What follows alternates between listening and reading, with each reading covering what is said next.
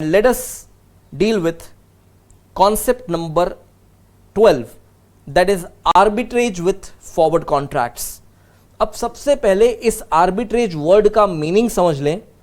Making riskless profits, यानी बिना risk लिए प्रॉफिट अर्न करने का ये जो अंदाज है उसे हम कहते हैं आर्बिट्रेज. अब सवाल ये उठता है कि ऐसा किया कैसे जाए, तो उसका बड़ा सिंपल सा तरीका समझाया जाता है. Buying something from one market and selling the same in another market. तो चलिए आगे बढ़ते हैं. और यहां पर मैंने हेडिंग वही रखा हुआ है, पर इस हेडिंग के नीचे जो मैं लिख रहा हूं उस पर ध्यान देना. To determine whether arbitrage opportunity exists, first compute FFR and then compare the same with AFR. तो बेटा यहां एफएफआर जो है ना, it is fair forward rate, जो हमने कैलकुलेट करना सीखा. और जो एएफआर है वो है एक्चुअल फॉरवर्ड रेट, जो बैंक या फॉरेक्स मार्केट कोट करेंगे. यहां पर हमारे लिए तो फॉरेक्स मार्केट वाले रेट्स एप्लीकेबल नहीं है, बैंक या ऑथोराइज डीलर का जो रेट है हम उसे कंसीडर करेंगे. Anyway, if AFR is equal to FFR, यानी एक्चुअल फॉरवर्ड रेट हमारे कंप्यूट किए हुए फेयर फॉरवर्ड रेट से मैच हो जाए, तो हमें अफसोस होगा, because there will be no arbitrage opportunity. Therefore arbitrage opportunity arises only when there is a mismatch between AFR and FFR. अब ये AFR और FFR जो मैंने शॉर्ट फॉर्म्स यूज किए हैं, मैंने नीचे आखिरी लाइन में इनका फुल फॉर्म भी लिखा हुआ है.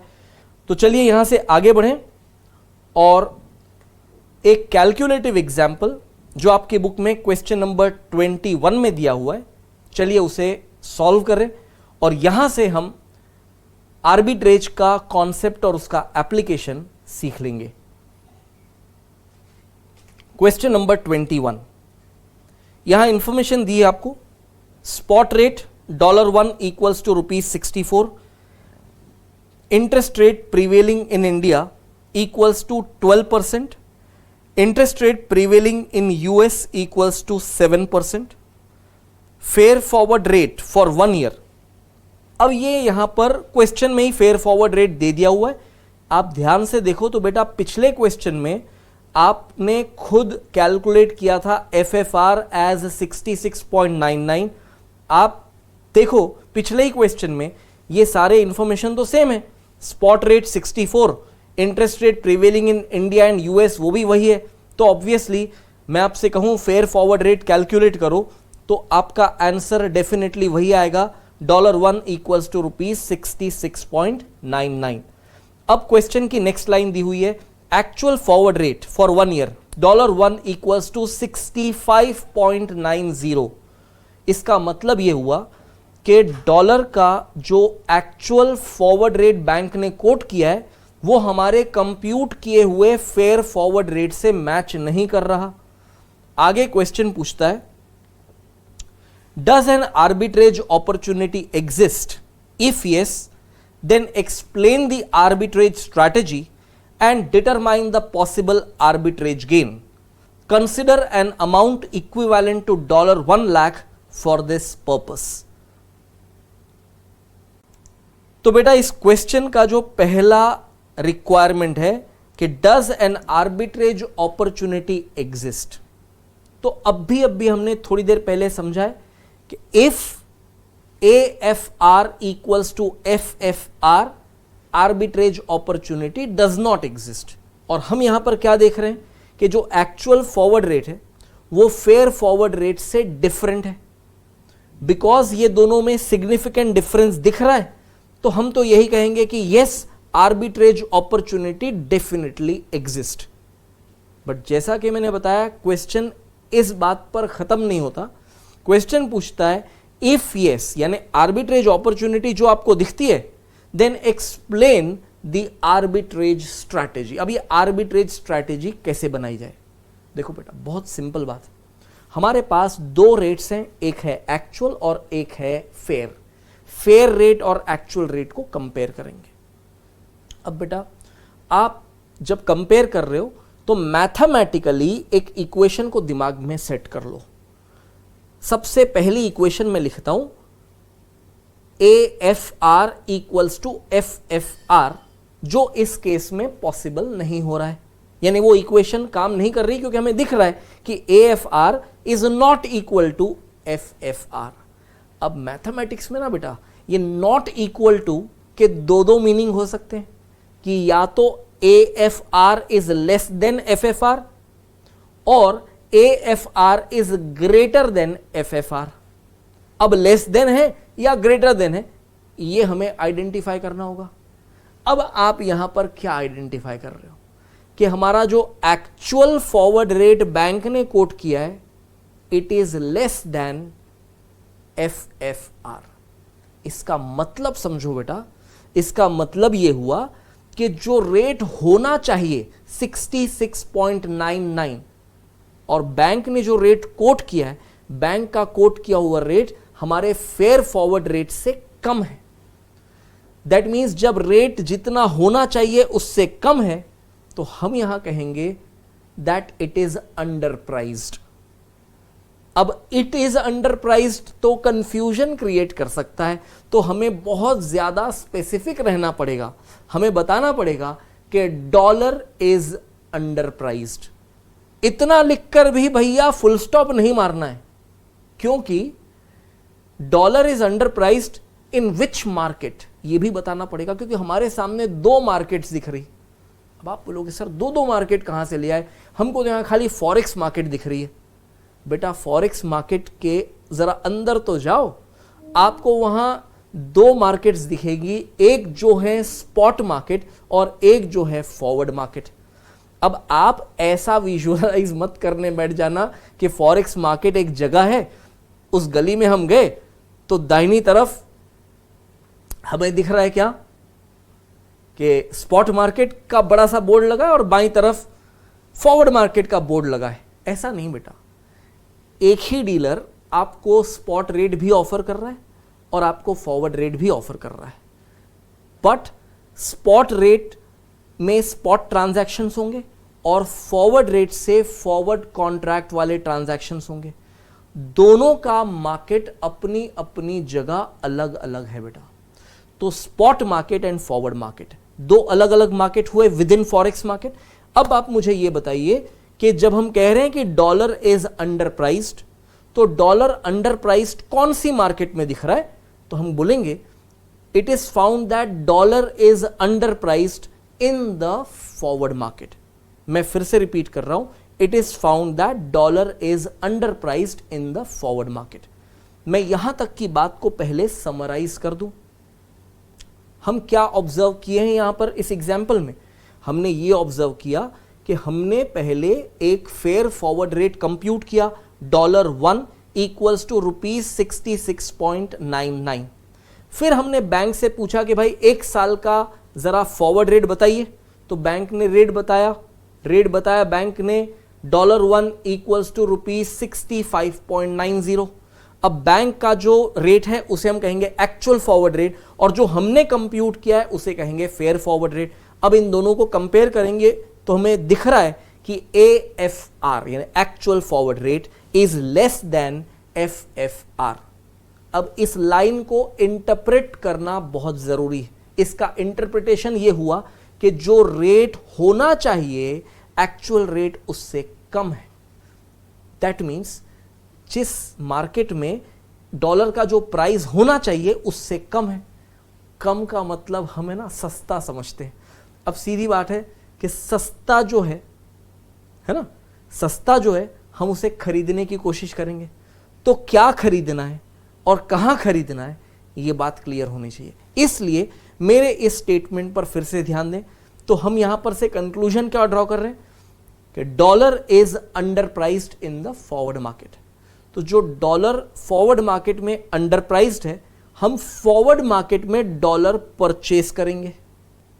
तो डॉलर परचेस करेंगे फॉरवर्ड मार्केट में, और जब डॉलर आप एक मार्केट में परचेस कर रहे हो तो दूसरे मार्केट में आपको सेल करना जरूरी है। और दो ही तो मार्केट, फॉरवर्ड एंड स्पॉट। तो फॉरवर्ड मार्केट से आप डॉलर परचेस करो और स्पॉट मार्केट में उसे बेच दो। अब कोई मुझसे पूछेगा सर ये ऐसा क्यों करवा रहे हो, एक मार्केट से खरीदवा रहे हो दूसरे में बिकवा रहे हो, ऐसा क्यों करवा रहे हो? ये मैं आपको ईमानदारी से बताऊं, सच सच बताऊं तो जब मैं स्टूडेंट था ना बेटा, जब मैं स्टूडेंट था तो ऐसा डाउट मुझे भी आया था, और हर किसी को आता है, मुझे भी आया था। मैं समझ ही नहीं पाता था कि ये क्यों कर रहे हैं यार, एक मार्केट से बाय कर रहे हैं, एक मार्केट में बेच रहे हैं, क्यों ऐसा कर रहे हैं? नहीं समझ में आया, बहुत कोशिश की। मेरे पास कोई ऐसे टीचर भी नहीं थे जो मुझे ये समझाएं कि ऐसा क्यों होता है। मैंने बुक से पढ़ पढ़कर सब कुछ सीखा, बट सोचता गया उसके पीछे। एक बार क्या हुआ, एक इंसिडेंस बता रहा हूं आपको। मैं मुंबई में, मैं जहां रहता था माटुंगा में, मैं और मेरी माँ, हम 2 ही लोग रहते थे उस छोटे से फ्लैट में, ठीक है, रेंटेड फ्लैट था। मैं जस्ट अभी सीए की एग्जाम देने वाला था, एक स्टूडेंट था, तब की बात बता रहा हूं। तो वहां पर माटुंगा में सब्जियां लेने जाते थे, तो वहां पर सब्जी थोड़ी महंगी थी। माटुंगा एक एक्सपेंसिव एरिया माना जाता है मुंबई में। अब मुझे मेरी क्लास अटेंड करने के लिए माटुंगा से मलाड तक जाना पड़ता था। मलाड स्टेशन से बाहर निकलो तो सब्जियों की बहुत सारी दुकानें, और सब्जियां वहां पर माटुंगा से आधे रेट पर। बात को ध्यान से समझना, सब्जियां मलाड में आधे प्राइस पर, यानी टमाटर जो माटुंगा में 40 रुपए किलो मिलते थे, उस समय की बात कर रहा हूं, वो मलाड में 20 रुपए से भी कम में मिलते थे। अब क्या होता है, जब मैं एक स्टूडेंट हूं, मेरे पास तो कोई इनकम है नहीं, लिमिटेड रिसोर्सेज में मुझे मेरा खर्चा चलाना है, तो खर्चा बचाने की, यानी हमारे एक्सपेंसेस को कंट्रोल करने की कोशिश तो हमें करनी होगी। तो मैं और मम्मी जनरली साथ में सब्जी लेने जाते थे। अब जब साथ में सब्जी लेने जाते थे तो मैं भी देखता था कि भाई टमाटर का भाव 40 रुपया, और उधर मलाड स्टेशन के बाहर बेचारा सब्जी वाला चिल्ला चिल्ला कर बोल रहा है टमाटर 18 रुपए किलो। अब मैंने देखा यार ये टमाटर 18 रुपए किलो वो बेचारा चिल्ला चिल्ला कर बेच रहा है, तो मैं क्यों वहां से 40 रुपए में खरीदूं? और ऐसा तो नहीं कि मुझे स्पेशली जाना पड़ रहा है, जहां मैं जा रहा हूं वहीं पर अवेलेबल है। एक बार मैंने 1 किलो टमाटर खरीद लिए, अपने बैग में रख लिए, और माँ को जब लाकर वो टमाटर दिए तो माँ तो खुश, क्योंकि इतने बढ़िया टमाटर घर बैठे उनको मिल गए, उनको तो मार्केट भी नहीं जाना पड़ा, और सबसे बढ़िया बात सस्ते। हम इंडियन लोग हैं ना बेटा, गरीब लोग हैं, है ना, बाय डिफॉल्ट हम सब गरीब हैं। हमें कोई चीज़ सस्ती मिल जाए तो हम बहुत खुश हो जाते हैं, हम छोटी छोटी बातों से खुश हो जाते हैं। टमाटर सस्ता मिल गया, उस पर भी मेरी माँ बहुत खुश हो गई। माँ ने कहा बेटा ये तो बहुत अच्छा काम किया तुमने, अब हम माटुंगा से सब्जियां ही नहीं लेंगे, तुम टमाटर है ना बेटा मलाड से ही ले आया करो। मैंने कहा ठीक है माँ। अब क्या होता है ना, माँ को यदि आप समझते हो तो माँ को तो अपने बेटे पर बड़ा प्राउड होने लगता है। जब बेटा ऐसी अच्छी हरकतें करे तो माँ को गर्व होता है अपने बेटे पर। तो माँ ने क्या किया, अपने पड़ोस वाली आंटी को ये बात समझाई कि भाई मेरा बेटा ना मलाड से टमाटर ले आता है जो सस्ते मिल जाते हैं। तो पड़ोस वाली आंटी ने मेरी मम्मी से पूछा कि भाई बेटा आपका कितने में टमाटर लाता है? माँ मेरी है ना बड़ी स्मार्ट है, उसने बताया नहीं कि 18 रुपए में टमाटर आते हैं। माँ ने कहा मेरा बेटा ना 30 रुपए में टमाटर ले आता है। तो बोलती वाह मेरे लिए भी मंगवा दो। तो माँ ने ना अगले दिन जब मैं क्लास जा रहा था तो माँ ने मुझे अलग से एक थैला दिया, बोले बेटा एक काम करना, तू इस बार 2-3 किलो टमाटर ले आ। मुझे लगा शायद माँ सूप बनाने वाली होगी, तो पूछने पर मालूम पड़ा कि सूप वूप नहीं बनने वाला घर में। पूछने पर मालूम पड़ा कि 1 किलो टमाटर अपने घर में और दूसरा 1 किलो टमाटर बाजू वाली पड़ोसन आंटी के लिए। अब मैंने कहा मम्मी आपके लिए मैं ये सब करूं, समझ में आता है, मैं क्यों उस दूसरी आंटी के लिए मैं टमाटर लेकर आऊं? मम्मी ने कहा बेटा ले आ, अपना फायदा है। मैं बोला समझा नहीं माँ। बोले मैंने उस आंटी को बताया है कि 30 रुपए में टमाटर आते हैं और तू तो लाता है 18 रुपए में। ये देख मैंने 30 रुपया पहले से एडवांस लेकर रख लिया है, तू ले आ 18 में, 30 में बेचेंगे, 12 रुपए अपना प्रॉफिट। मैंने कहा वाह माँ, इतना दिमाग तो सीए पढ़ते पढ़ते मेरा नहीं चला आज तक। चलो बढ़िया, अब मेरा ये काम रोज का शुरू हो गया। रोज 18 रुपए में टमाटर खरीदो और 30 रुपए। मैं टमाटर वाला नहीं हूं भाई, बट मैंने वहां उस दिन ये समझ लिया कि आर्बिट्रेज क्या होता है। एक मार्केट में कोई चीज सस्ती मिल रही है, उसे वहां से खरीद लो, और दूसरी मार्केट में जहां उसका प्राइस ज्यादा है आप उसे बेच दो। ये बाइंग प्राइस और सेलिंग प्राइस के बीच में जो डिफरेंस है वो आपका गेन, और ये रिस्कलेस गेन है, रिस्क फ्री गेन है, क्योंकि पहले से ही पैसे एडवांस ले लिए गए। यानी आपको अपना अमाउंट ब्लॉक भी नहीं करना, दूसरों के पैसों से आप ये ट्रेड कर रहे हो, और दूसरों के पैसों से जो मार्जिन मिलेगा वो आपके लिए एक रिस्क फ्री प्रॉफिट का काम करता है। तो बेटा एग्जाम में आने वाला क्वेश्चन टमाटर का क्वेश्चन नहीं आएगा, एग्जाम में आने वाला क्वेश्चन फॉरवर्ड कॉन्ट्रैक्ट को लेकर आएगा, और हमें यहां पर कैसे इसे डील करना है हम अब रियलिटी पर आते हैं। तो आप वापस इस सिचुएशन पर ध्यान दो। तो अब एग्जाम्पल टमाटर का हो या डॉलर का हो, कॉन्सेप्ट तो वही लगेगा ना यार। अब बताओ यहां पर क्या दिख रहा है कि फॉरवर्ड मार्केट में डॉलर का प्राइस कितना होना चाहिए, ₹66.99, और फॉरवर्ड मार्केट में डॉलर का प्राइस एक्चुअल में जो बैंक ने कोट किया वो कितना है, ₹65.90। कंक्लूजन ये आता है कि डॉलर का जो प्राइस फॉरवर्ड मार्केट में होना चाहिए उससे कम है।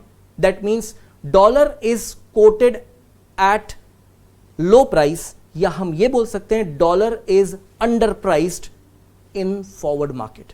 So for making an arbitrage gain पाने के लिए हम इस अंडर प्राइस्ड डॉलर को फॉरवर्ड मार्केट से बाय कर लेते हैं और इसे दूसरे मार्केट में सेल कर देंगे। अब दूसरा मार्केट हमारे पास एक ही है, दैट इज स्पॉट मार्केट।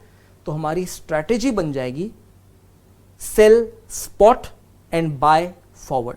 ये हमारी स्ट्रैटेजी बन जाएगी, sell spot and buy forward. कि डिस्कशन यहां पर खत्म नहीं होता, आर्बिट्रेज यहां पर खत्म नहीं होता, हमको पूरा का पूरा प्रोसेस समझना पड़ेगा। तो एक एक करके हम अपने माइलस्टोन की तरफ बढ़ते जाते हैं। सबसे पहले जितना डिस्कशन हमने किया, पहले उसका हम कंक्लूजन वहां तक लिख लें। सो प्लीज आगे लिखेंगे अपने सॉल्यूशन में, yes an arbitrage opportunity definitely exists as there is a mismatch between FFR and AFR। तो हमने रीजन भी बता दिया कि आर्बिट्रेज अपॉर्चुनिटी क्यों दिख रही हमें, because there is a mismatch between FFR and AFR। और अब हम यहां स्पेसिफिक इक्वेशन पर आते हैं कि भाई AFR is less than FFR, जो हमारा ऑब्जर्वेशन था। इसका इंटरप्रिटेशन लिखेंगे, the dollar is underpriced in the forward market, therefore it is advisable to buy dollar in forward market। अब obviously buy करके हमें डॉलर अपने पास रखने नहीं है, एक जगह बाय किया तो दूसरी जगह सेल करना जरूरी है, तभी आर्बिट्रेज का चेन कंप्लीट होगा। यानी हमें अब एक काउंटर पोजीशन लेनी होगी। So to take a counter position one has to sell dollars in spot market. तो हमारी आर्बिट्रेज स्ट्रैटेजी फाइनली बन जाती है सेल स्पॉट बाय फॉरवर्ड। यह आर्बिट्रेज अभी हमने कंप्लीट नहीं किया, यहां तो हमने सिर्फ आर्बिट्रेज स्ट्रैटेजी फॉर्म्युलेट किया है। अब इस आर्बिट्रेज स्ट्रैटेजी को एक आर्बिट्रेज प्रोसेस में कन्वर्ट करने के लिए आपको दूसरे भी कुछ स्ट्रैटेजीज प्लान करने पड़ेंगे। मैं समझा रहा हूं कैसे। सबसे पहले बताओ बेटा, हमारा स्ट्रैटेजी यहां पर से क्या निकला, सेल स्पॉट बाय फॉरवर्ड। तो क्या चीज है जिसे हमको स्पॉट में सेल करना है? तो सीधी बात है डॉलर। सवाल ये उठता है कि डॉलर को अब भी बेचने के लिए डॉलर आएगा कहां से? अब बेटा इस बात को समझ लो कि हमारे पास डॉलर का इनफ्लो कहां से आएगा। यानी आप कोई एक्सपोर्टर तो हो नहीं यहां पर कि आपको लोग डॉलर में पेमेंट करने वाले, आप एक आर्बिट्रेजर हो जिसके पास कोई प्रीवियस ट्रांजैक्शन नहीं है जिसका स्क्वेयरिंग ऑफ यहां होने वाला है, तो कोई डॉलर मिलने वाले हैं नहीं। इन नॉर्मल कोर्स कुछ नहीं मिलने वाला। तो आप सोचो कि हमारे पास कोई भी करेंसी आएगी कैसे? दो ही तरीके हैं, दुनिया में कोई तीसरा तरीका ना आज तक बना है ना कभी बनेगा। दो ही तरीके हैं, या तो आप उसे परचेस कर लो, सपोज आज मैं डॉलर बाय कर लूं तो मेरे पास डॉलर आ जाएंगे, और दूसरा तरीका है उसे परचेस नहीं करना तो आप डॉलर बोरो कर लो, यानी आप किसी से डॉलर बोरो कर लो। बोरो करोगे तो भी डॉलर आ जाएगा और परचेस करोगे तो भी डॉलर आएगा। अब सीधी बात है, हमें स्पॉट मार्केट में, हमें स्पॉट ट्रांजैक्शन में डॉलर को परचेस नहीं करना, क्योंकि डॉलर को तो हमको स्पॉट में सेल करना है। अब इस स्ट्रैटेजी में जहां लिखा हुआ है सेल स्पॉट, आप बोलोगे सेल करने के लिए डॉलर लाए कहां से? तो ठीक है बाय कर लेते हैं, तो बहुत बड़ा पागलपन हो जाएगा बेटा, क्योंकि आप डॉलर बाय करोगे आस्क रेट से और सेल करोगे बिड रेट से, तो आपको तो लॉस हो जाएगा वहां पर पहले ही दिन। इसलिए हमें यहां वैसा नहीं करना। तो बात बड़ी सिंपल है, डॉलर अरेंज करने के सिर्फ दो तरीके हैं, या तो डॉलर खरीद लो या डॉलर में बोरोइंग कर लो। तो हम यहां पर डॉलर खरीदने वाले नहीं हैं, क्योंकि हमारा ऑब्जेक्टिव स्पॉट में डॉलर सेल करने का है। इसलिए हमारे पास एक ही तरीका बचता है कि डॉलर में बोरो कर लो। तो हमारा ये जो क्वेश्चन अराइज हुआ ना, कौन सा क्वेश्चन, कि how to arrange dollars for selling in spot.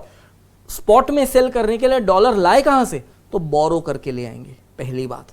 अब दूसरी बात ये, डॉलर आप बोरो करके ले आओ, उसे स्पॉट में सेल कर दो, तो बदले में मिलेगा क्या? बदले में मिलेगा आपको इंडियन रुपी, क्योंकि आप तो स्पॉट में सेल करोगे जहां पर डॉलर का प्राइस है $1 इक्वल्स टू ₹64। जितना डॉलर आप सेल करोगे मल्टीप्लाइड बाय 64, उतना रुपी का इनफ्लो आ जाएगा। वो जो रुपी का इनफ्लो आया आपके पास, उस रुपी का क्या करोगे? तो भाई सीधी बात है, कभी भी मनी हमारे हाथ में आइडल नहीं होना चाहिए, तो हम उस मिले हुए रुपी वैल्यू को इन्वेस्ट कर देंगे। कहां? तो रुपी वैल्यू तो कहीं और इन्वेस्ट हो नहीं सकती, रुपी वैल्यू में इन्वेस्टमेंट करना है, यानी आपके इन्वेस्टमेंट का डिनोमिनेशन यदि रुपी में होना चाहिए, इंडियन रुपी में, तो इन्वेस्टमेंट इंडिया में होगी। तो हमारी मेन स्ट्रैटेजी जो है कौन सी? Sell spot and buy forward. उसे कॉम्प्लीमेंट करती हुई एक और स्ट्रैटेजी सामने आती है कि borrow in US dollar and invest in Indian rupee. I repeat, borrow in US dollar and invest in Indian rupee, जिस स्ट्रैटेजी को हम कहेंगे कॉम्प्लीमेंट्री स्ट्रैटेजी, क्योंकि वो हमारी मेन स्ट्रैटेजी को कॉम्प्लीमेंट करती। अब बेटा पहले वो भी हम लिख लेते हैं और फिर इन आर्बिट्रेज स्ट्रैटेजीज के थ्रू हम एक आर्बिट्रेज प्रोसेस डिजाइन कर लेंगे। तो जो मैंने अभी आपको समझाया, मैं अब आपको वो लिखवा रहा हूं, तो केयरफुली इस बात को नोट कर लें। हमारी मेन आर्बिट्रेज स्ट्रैटेजी है सेल स्पॉट बाय फॉरवर्ड। हमने यहां पर दो टिपिकल प्रॉब्लम्स डिस्कस किए। पहला प्रॉब्लम यह था how to arrange dollars for sell spot, और दूसरा प्रॉब्लम था what to do with the rupee obtained. अब हमारी प्रॉब्लम्स के सॉल्यूशंस भी हमारे पास हैं। हमारी प्रॉब्लम का, पहली प्रॉब्लम का जो सॉल्यूशन है वो ये है, to arrange dollars borrow in US dollar, और दूसरा प्रॉब्लम जो था what to do with rupee obtained, उसका आंसर है invest such amount in Indian rupee. तो हमारी कॉम्प्लीमेंट्री स्ट्रैटेजी बन जाती है borrow in USA and invest in India. आप यहां पर कंट्रीज के नाम नहीं लिखना चाहते तो आप करेंसी का भी नाम लिख सकते हैं, जैसे borrow in USD and invest in INR. चाहे आप जो लिखें, इंप्लीकेशन सेम होगा। बेटा एक इंपॉर्टेंट बात मैं आपको बता दूं, आपको मेरी स्लाइड्स में जो बैकग्राउंड दिखता है वो दो तरह का बैकग्राउंड दिखेगा, एक ब्लू बैकग्राउंड और एक ऐसा पिंक बैकग्राउंड। ये जो पिंक बैकग्राउंड आपको दिखता है ना, ये आपको एग्जाम में नहीं लिखने का है, this is basically for your own understanding. तो जब भी मैं पिंक बैकग्राउंड को लेकर कोई डिस्प्ले करता हूं यहां पर, तो वो आपको अपनी नोटबुक में जरूर लिखना है, बट आपके एग्जाम के लिखे हुए सॉल्यूशंस का पार्ट नहीं बनना चाहिए वो। ये बात बड़ी क्लियर कर दी मैंने। और हम यहां से आगे बढ़ते हैं और अब देखते हैं कि नेक्स्ट हमें क्या करना है। ये फिर से पिंक स्लाइड आ गई। इसका मतलब ये है कि जो कुछ भी मैं आपको यहाँ लिखवा रहा हूँ ये आपके सॉल्यूशन का पार्ट एग्जाम में नहीं बनना चाहिए, ये आप अपने खुद के समझने के लिए लिख रहे हैं। तो भाई ये हमारी आर्बिट्रेज स्ट्रैटेजी ये आपने ऑलरेडी लिखी हुई है, ये हमारी कॉम्प्लीमेंट्री स्ट्रैटेजी ये भी आपने लिख ली है। अब हमारे पास देखा जाए तो इन स्ट्रैटेजीज का जो आउटकम आ रहा है, हमारे पास 4 एक्शंस आ रहे हैं। पहला एक्शन है सेल स्पॉट, फिर है बाय फॉरवर्ड, फिर borrow in USA and invest in India. तो बेटा हमें करना क्या है मालूम? जब हम बात कर रहे हैं कोर स्टेप्स, मैं फिर से कह रहा हूं core steps in arbitrage process, हम आर्बिट्रेज प्रोसेस के स्टेप्स की बात करें तो ये जो 4 एक्शंस दिख रहे हैं, sell spot, buy forward, borrow in USA and invest in India, हमको इन 4 एक्शंस को एक अप्रोप्रिएट सीक्वेंस में अरेंज करना है। ठीक है, फॉर एग्जाम्पल हमारा पहला एक्शन जो सबसे टॉप में दिख रहा है कि सेल स्पॉट, अरे भैया जब डॉलर होगा ही नहीं तो सेल स्पॉट कहां से होगा? दैट मीन्स सेल स्पॉट हमारा पहला स्टेप नहीं हो सकता। तो इसलिए हमें क्या करना है बेटा कि हमारा जो पहला स्टेप होगा, जो दूसरा स्टेप होगा, जो तीसरा स्टेप होगा, हमें इसको प्रॉपर एक सीक्वेंस में, एक राइट ऑर्डर में अरेंज करना है। तो that is what we are aiming to do. तो आप जरा खुद से एक बार सोच कर देखो कि यहां इन 4 एक्शंस को हम एक सीक्वेंस में कैसे अरेंज करेंगे। तो आपने इस पर जरूर सोचा होगा और सोचने का जो इम्पैक्ट आता है हम उस पर बात करें। सबसे पहला जो स्टेप होगा in the category of core steps in arbitrage process, पहला स्टेप होगा बोरो इन यूएसए। जब तक आप डॉलर में बोरोइंग नहीं करेंगे तब तक आप डॉलर को बेच नहीं पाएंगे। तो हमारा जो सेकेंड स्टेप आएगा that will be sell spot. अब डॉलर जैसे ही आपने बेचा, बदले में आपको रुपी मिल गया, अब उस रुपी का क्या किया जाए?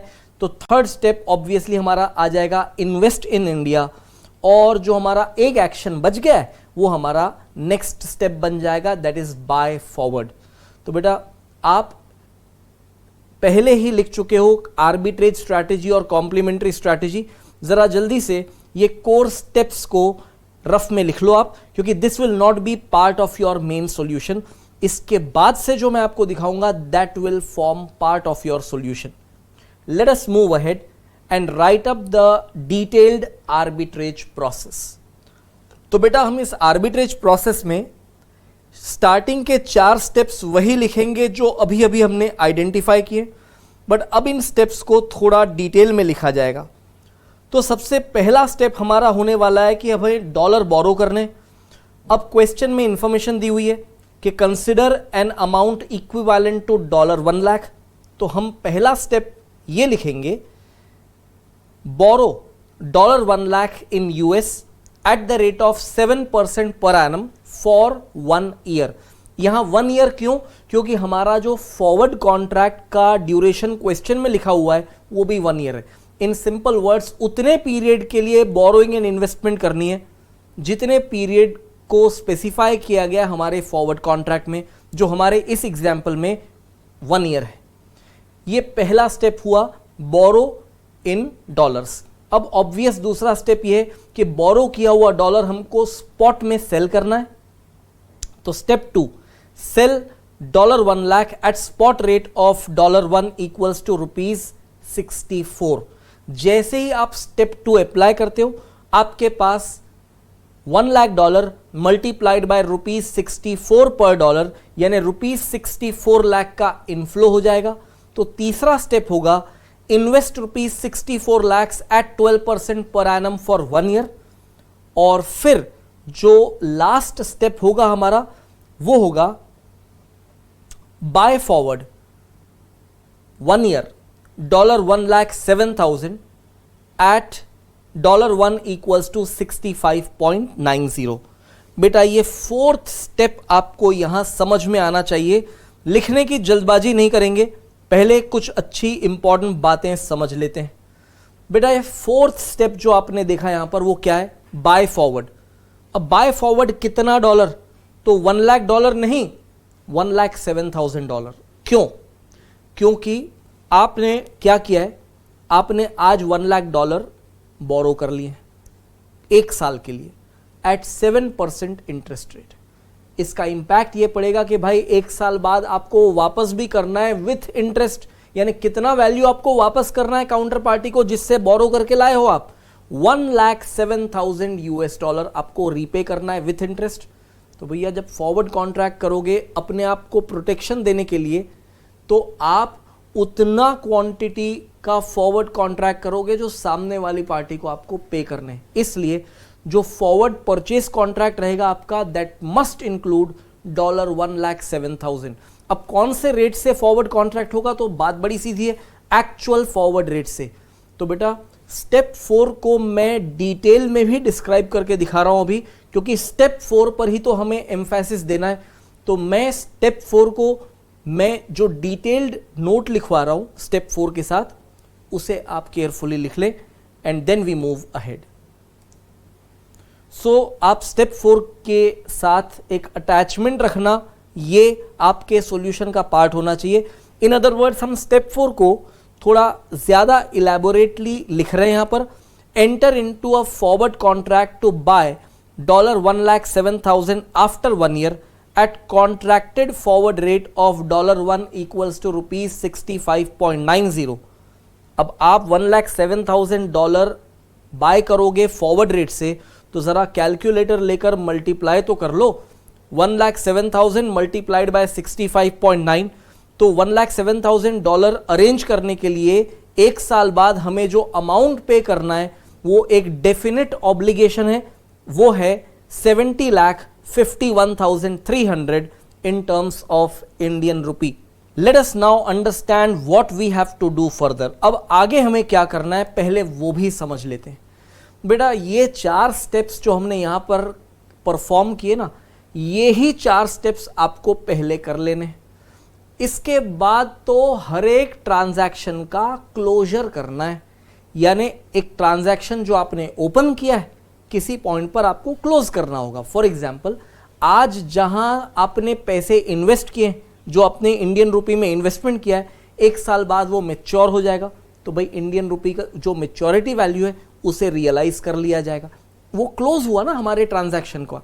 वैसे ही जहां से आपने बोरो किया है उस पार्टी को आपको रीपे करना पड़ेगा विथ इंटरेस्ट, और इस बीच हमारा जो फॉरवर्ड कॉन्ट्रैक्ट हमने कर रखा है इसका भी सेटलमेंट करना पड़ेगा। यानी अब ये 4 स्टेप्स जो आपने ओपन कर दिए हैं, वो 4 स्टेप्स के जितने भी ओपन ट्रांजैक्शन है, जो ओपन पोजीशंस हैं, हमको उन्हें क्लोज करते जाना है।